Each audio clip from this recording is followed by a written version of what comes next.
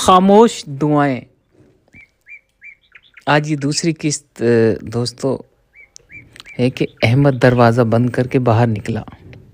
हवा ठंडी थी मगर दिल में अजीब सी गर्मी थी, एक बेचैनी जो खामोश नहीं हो रही थी। जेब में मोबाइल था, स्क्रीन पर एक पैगाम चमक रहा था। वही दोस्त, वही वादे, वही शॉर्टकट रास्ते। बस एक बार फिर सब ठीक हो जाएगा, दिल ने कहा। इस लम्हे पीछे से आवाज़ आई, अहमद बेटा। वो मुड़ा।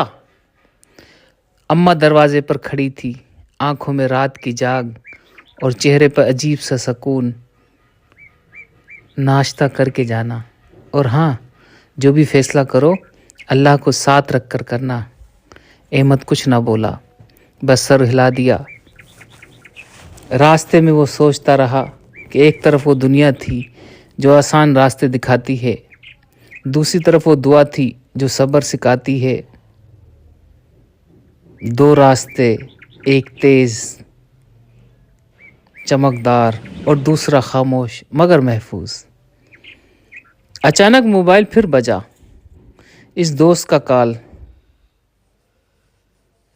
अहमद ने स्क्रीन को देखा, उंगली कांप गई।